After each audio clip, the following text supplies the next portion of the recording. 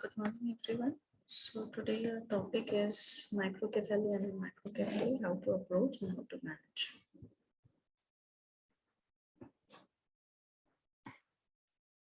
So at the beginning, let us discuss how to measure occipital-frontal circumference. So as you can see in the picture, with the help of a non-elastic measuring tape, you should measure the maximum circumference of the head or the cranial fold, including the occipital prominence at the back and just above the supraorbital ridge and the ears. So in this way, you have to check the occipital-frontal circumference, and whenever you're checking the circumference, you should take at least 2 readings and then take the average out of the two. So how does the normal head circumference increase following birth? At birth, normally it should be between 33 to 35 centimeters. In the first 3 months, it should increase at the rate of 2 centimeters per month.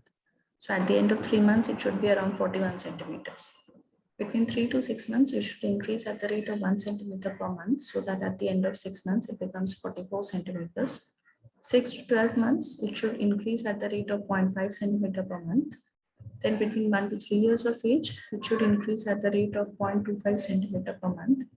And then 3 to 6 years of age, it should increase at the rate of 1 centimeter per year. So what is microcephaly? When the head circumference is less than 2 standard deviations from the mean OFC or less than third centile for that age and gender, then we call it microcephaly. And when it is less than 3 standard deviation, we call it severe microcephaly.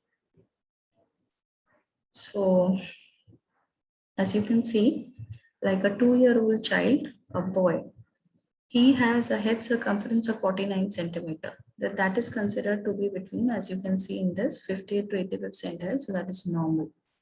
But if suppose as a boy who at 2 years of age had a head circumference of 43 centimeter, that as you can very well see from this, it is less than third centile. So this is considered as microcephaly. So what are the various types of microcephaly? It can be primary or secondary, depending on whether the microcephaly is present since birth or develops after that. If it is present at birth, it is called primary, and if it develops after that, it is called secondary. It can again depend upon what is the cause, whether it is inherited or acquired. These two terms are not synonymous with primary and secondary. Keep that in mind. Inherited cases like Rett's and Angelman syndrome, etc., can appear after birth also, and acquired cases like causes like CMV can appear in utero. So basically, like some of the people, they use these two terms interchangeably. Like what is inherited is primary and what is acquired is secondary. But as I had elaborated here, Rett's and Angelman, these two are inherited syndromes and inherited causes. So inherited causes can cause microcephaly after birth, whereas there can be certain acquired etiologies like cytomegalovirus infection, which can cause microcephaly to be present at birth also. Then there is something called proportionate and disproportionate microcephaly. When the microcephaly is associated with proportionate reduction in weight and height, that is, the weight and height for age are less than 2 standard deviation, then it is called as proportionate microcephaly. And definitely proportionate microcephaly, it has better neurological outcomes. On the other hand, if the weight and height for age are more than 2 standard deviation and the head is disproportionately smaller, then we call it disproportionate microcephaly. And again, it can be syndromic, non-syndromic, depending upon whether there is presence of other malformations associated and dysmorphisms associated. So now let's look at the various etiologies. Inherited causes can be contiguous gene deletion syndrome, genetic syndrome, metabolic causes. So contiguous gene deletion syndromes include Wolff-Hirschhorn syndrome, Cre-Du-Chat syndrome, Williams syndrome, Miller-Dieker syndrome. Chromosomal anomalies like trisomies of short arm of chromosome 4, short arm of chromosome 8, long arm of chromosome 10, trisomy 13, 22 can also cause microcephaly. Again, certain genetic syndromes like Angelman syndrome, Cornelia-de Lange syndrome, Smith-Lemli-Opitz syndrome, Rubinstein-Tybee can cause microcephaly.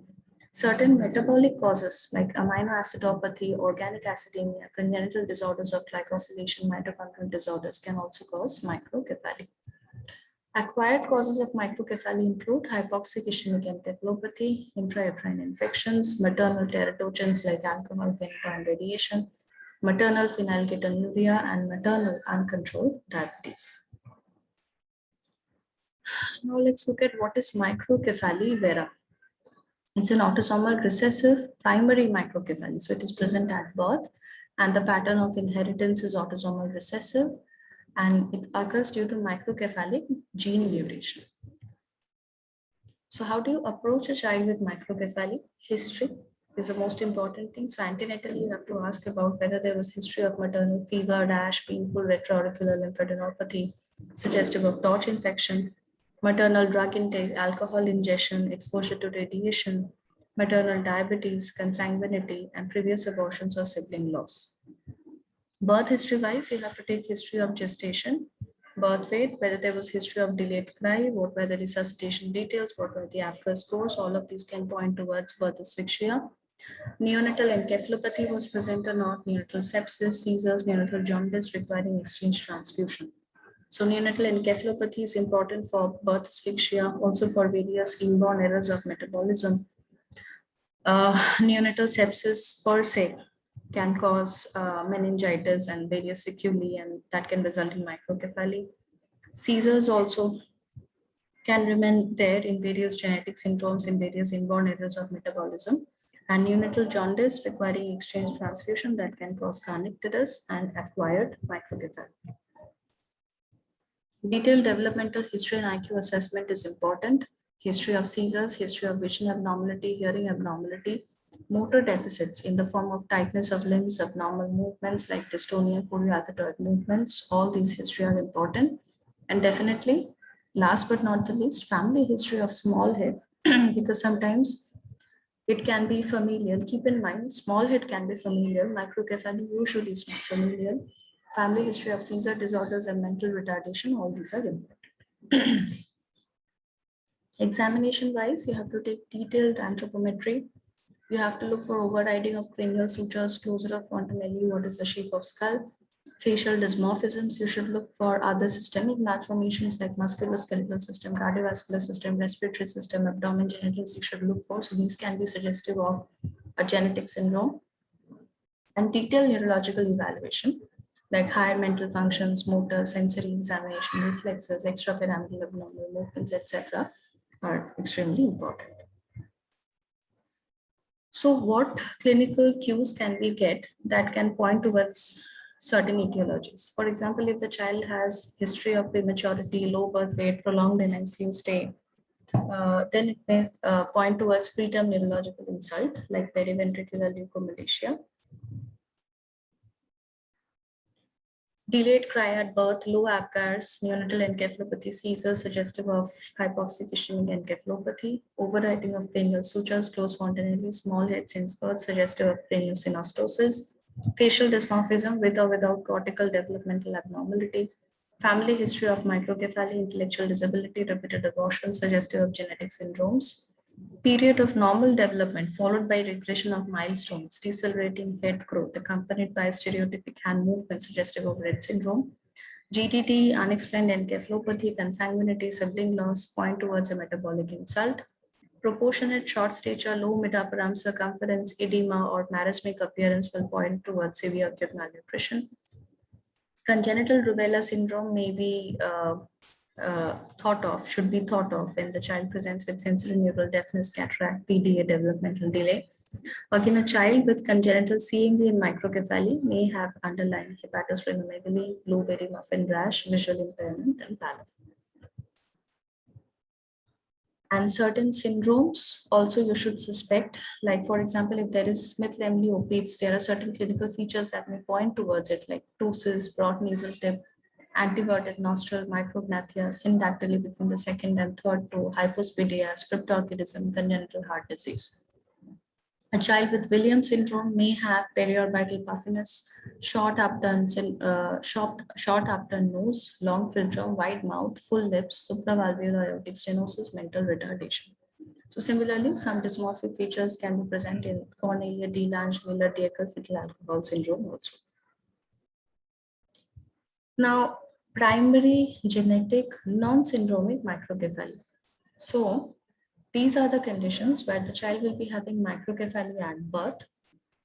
It will have a definite pattern of inheritance. If you take a 3-degree pedigree, note down the 3-degree pedigree chart, and you may find that other family members are involved also.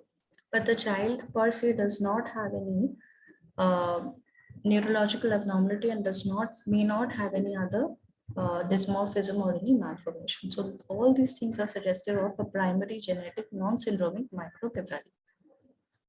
So that can be autosomal recessive or it can be autosomal dominant. So obviously in autosomal recessive, we'll find that family members are affected, but there is a pattern of skipping generation. In autosomal dominant, definitely all generations will be involved. So in what will be the phenotype like in autosomal recessive? There will be typical appearance with slanted forehead, prominent nose and ears. But in autosomal dominant primary genetic non-syndromic microcephaly, the facial features will not be that distinctive. Seizures tend to be prominent in the autosomal recessive type. Seizures can be readily controlled in autosomal dominant type. Mental retardation will be severe in autosomal recessive type and it will be mild to moderate in autosomal dominant type. Again, what is the difference between microcephaly and craniosynostosis? So craniosynostosis occurs when the sutures, they get sutural lines, they undergo premature fusion, as a result of which the skull growth becomes abnormal, and that's why the shape of skull becomes abnormal. So in microcephaly, you will see that the shape of skull is normal except for the decrease in size. In craniosynostosis, the shape of the skull will be abnormal, as you can see in this. Prominent bony ridges are absent in microcephaly, but they're very common in craniosynostosis. X-ray, if you take of the skull, you will see that in a child with microcephaly, there will be minimal sutural line visible. But in a child with craniosynostosis, that the suture along which premature fusion has occurred, that suture will not be visible. That can be corroborated with the help of CT scan also. And usually in children with microcephaly, your intracranial pressure will remain normal, but in children with craniosynostosis, the intracranial pressure may increase. So what are the investigations that you will do in a child with microcephaly? You have to go for TOT screening. You have to go for blood and urine amino acid levels, thyroid function test. If you go for an MRI brain, it will help in detecting structural abnormalities like neuronal migration disorders, calcifications, white matter, basal ganglia hyperintensities in various metabolic etiologies.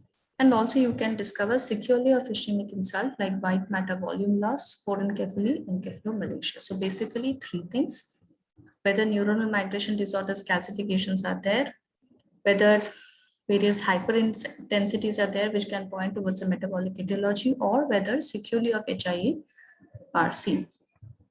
Genetic testing indicated if it's a syndromic child or if there is positive family history present or if there is consanguinity. And that includes karyotyping to detect chromosomal abnormalities, FISH, CGH assay, chromosomal breakage analysis, and gene sequencing. And metabolic testing is indicated if there's a positive family history or consanguinity, if there's history of previous sibling loss, if the child shows episodic encephalopathy, vomiting, ataxia, regression of milestones, and or if there are presence of suggestive MRI features. So how do you manage? It's a multidisciplinary management consisting of a team of pediatric neurologists, geneticists, clinical psychologists, occupational therapists, physiotherapist, speech therapist, ENT person, and ophthalmology team. Prognosis definitely depends on the etiology and the associated comorbidities like seizure, motor deficits, vision impairment, hearing impairment. Overall, you can expect reduced lifespan in these children. So this is an example of 3 siblings affected in a family which has ASPM mutation. So that has resulted in primary autosomal recessive microcephaly. This is a child with fetal alcohol syndrome. You can see there is microcephaly, short palpebral fissures, long philtrum, and the upper lip is thin. So these are telltale features of fetal alcohol syndrome. This is a child with Seckel syndrome. So you can see there is recession of forehead, there is bird beak-like appearance of the nose. Okay, so that's about microcephaly. Now we will move on to macrocephaly. So microcephaly, we had told if the OFC is less than 2 standard deviation, it is microcephaly, and if it is less than 3 standard deviation, it is severe microcephaly. Similarly, in case of macrocephaly, if the OFC is greater than 2 standard deviation from the mean for that age and gender, we call it macrocephaly. What can be the causes? One is megalencephaly, where there is increase in brain parenchyma. One is hydrocephalus, where there is increase in CSF volume within the ventricles. It can also happen when there is increase in CSF volume within the subarachnoid spaces. If there is increase in blood volume, as in case of intracranial hemorrhage, or if there is increase in bone, that is very rare. Bone marrow expansion, as in case of thalassemia in various bony dysplasias, can also cause macrocephaly, but these causes are rare. So now let's move on to megalencephaly. So megalencephaly is anatomic in absence of any encephalopathy and is not acute. So that includes benign familial megalencephaly. The children will be non-syndromic, otherwise normal neurodevelopmentally, except for macrocephaly. And if you measure the parents' OFC, then that will be confirmed because parents' OFC also will be more than 2 standard deviation. So basically, there will be familial pattern of inheritance, but otherwise the children will be neurodevelopmentally absolutely normal. There will be no dysmorphism. There will be no other malformation. Then certain neurocutaneous syndromes can also cause megalencephaly, like neurofibromatosis type 1, tuberous sclerosis, linear sebaceous nevus syndrome, hypomelanosis of Ito. Achondroplasia can cause megalencephaly. Soto syndrome, Fragile X syndrome, Golden syndrome, Cowden syndrome can also cause megalencephaly. So these are all anatomic causes where the child has only increased OFC. If you do a CT scan, you will see that there is no hydrocephalus. Basically, it's a brain parenchyma only, which is increased. There is no encephalopathy and it's not an acute presentation. In metabolic megalencephaly, on the other hand, there will be progressive encephalopathy, and usually the OFC will be normal at birth, but it increases progressively thereafter. So these can be seen in various leukodystrophies like Alexander disease, Canavan disease, megalencephalic leukoencephalopathy, and in various storage disorders like GM1 gangliosidosis and mucopolysaccharidosis. So now let's move on to hydrocephalus. Before we understand hydrocephalus, it is important to know the physiology of CSF formation. CSF is secreted at the rate of 500 ml per day at 20 ml per hour. So total CSF volume in an infant is 50 ml and in adult it is 150 ml. 80% of CSF is produced from choroid plexus of lateral ventricle, third and fourth ventricle. 20% is produced in the cerebrum and spinal cord. So how does the CSF drain? It goes into the first, it gets secreted in the lateral ventricle, then with the help of the interventricular foramen of Monro, it goes into third ventricle. Then through the aqueduct of Sylvius, it goes into the fourth ventricle. Then there is paired lateral foramen of Lashka and median foramen of Magendie, through which it goes into the subarachnoid spaces. So 80% enters into the cisternal system, 20% enters into the subarachnoid space of the spinal cord. Then it flows into the various venous sinuses due to increased hydrostatic pressure through arachnoid villi and granulations. So why can hydrocephalus occur? It can occur if there is obstruction to flow, if there is decreased absorption, or there is increased production. That happens rarely in case of choroid plexus papilloma. So hydrocephalus can be classified into obstructive, non-communicating, or internal, where there is obstruction present within the ventricular system up to and including the outlet foramen of fourth ventricle, and subarachnoid space gets compressed, so ventricles cannot communicate with the subarachnoid space. And in obstructive, non-communicating hydrocephalus, aqueductal stenosis is present in 70% of the congenital obstructive hydrocephalus. 2% are inherited, mostly secondary to IVH, meningitis.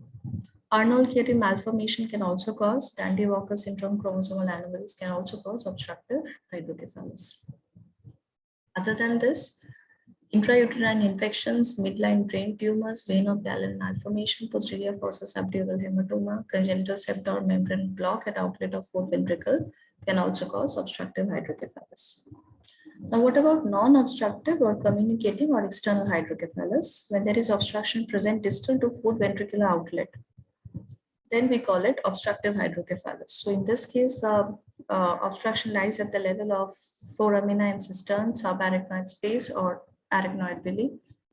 And the ventricular system remains patent, subarachnoid space gets enlarged. So what can be the causes? Post-infectious like meningitis, tuberculous meningitis happens to be the most common. Intrauterine infections, toxoplasma CMV can cause non-obstructive hydrocephalus. Subarachnoid hemorrhage, meningeal leukemic infiltrate secondary to excessive CSF production as in papilloma, mucopolysaccharidosis, achondroplasia, craniosynostosis can cause non-obstructive hydrocephalus. So how do you approach a child with microcephaly? You have to take detailed developmental history. You have to take history regarding seizures, abnormal movements. You have to take history regarding vision abnormality, hearing and speech abnormality, weakness of limbs. You have to ask about family history of seizures, neurocutaneous disorders, malignancies, consanguinity, and history suggestive of underlying etiologies for hydrocephalus also you should inquire for, like fever, seizure, early morning vomiting, headache, prematurity. Examination-wise, detailed anthropometry is extremely important. You have to do a thorough head examination, like looking for shape of the skull that may be abnormal in craniosynostosis. You have to assess the fontanelles. Should normally be concave in an infant, but in presence of raised ICP, it will be elevated. Persistent anterior fontanelle beyond 24 months is seen in hydrocephalus, achondroplasia, cleidocranial dysplasia, ricket, osteogenesis imperfect. Transillumination also you have to do in case of infants, in which you put a flashlight with a narrow opaque sponge rubber cuff around the light, or you can use a cold fiber optic halogen light source also. So the light is applied to the infant's scalp in a darkened room.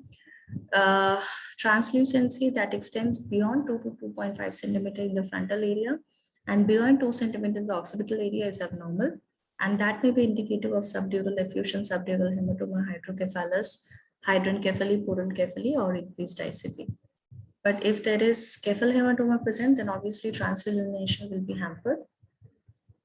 And there can be other causes also that can give a falsely negative transillumination test, like capered succedaneum, scalp edema, thick black hair, or bony cortex, which is thicker than 1 centimeter. And definitely you have to auscultate for intracranial brood. So what is McEwen sign? It is also known as a crackpot sign, which is elicited by percussion of the skull. Amplified sound you can hear from sted from the other end, and it is indicative of separated sutures due to raised intracranial tension. And it is physiologically present if the AF is open. Other than this, you have to look for facial dysmorphism, coarse facial features, certain eye signs also you have to look for, like papilledema, then changes suggestive of storage disorder like cherry red spot, cataract, corneal opacity, sunsetting sign, 6-nerve palsy, and raised ICP. Neurocutaneous markers like cafe outline spots, Sjagren patch, angiofibroma, telangiectasia, etc. you have to look for. You should go for a detailed neurological examination of serious abdomen, musculoskeletal system, and definitely OFC of parents and siblings to understand whether it is familial, whether it is syndromic. Investigation, you can go for an X-ray skull, where you can see widening of sutures, empty cella, silver pattern appearance on inner table of skull bones, which are suggestive of raised ICP. USG cranium, it is possible in infants with open AF, and it helps in identifying hydrocephalus or if there is increased CSF in subarachnoid space. MRI brain is the modality of choice in children with neurological impairment because it provides anatomical details. MR angiography also helps in identification of the vascular malformations, and CT will help in identification of intracranial calcifications. Echocardiography, USG abdomen, long bone radiograph you can do to identify syndromic causes. Genetic testing will help to identify fragile eggs, and metabolic evaluation you can do in cases of suspected metabolic megalencephaly with the help of TMS, GCMS, and other metabolic etiologies. So how do you manage? It depends on the etiology. Benign familial megalencephaly, where the parents are having like increased OFC as well. Neuroimaging is normal. and the child does not have any syndromic manifestation, does not have any encephalopathy and developmentally is normal, then you suspect benign familial megalencephaly and it does not warrant any treatment. But if neuroimaging reveals hydrocephalus, then in that case, serial OFC monitoring, serial USG, ventricular peritoneal shunt may be needed, and treatment of underlying etiology as deemed necessary. So this is one child with hydrocephalus. You can see that the lateral ventricles are hugely dilated and surrounding brain parenchyma is compressed with alteration of Salzai gyri pattern. See how enlarged the head is, and you can see sunsetting sign in this child. This is the MRI of a child with macrocephaly. Here you can see hyperintensity in the white matter. This is suggestive of Alexander's disease. This is a child with macrocephaly, but is otherwise developmentally normal. And from the look also, you can understand that the child is probably neurologically normal. So probably this is benign familial megalencephaly. And this is a well-known figure who also had macrocephaly, and that was because of megalencephaly. Thank you.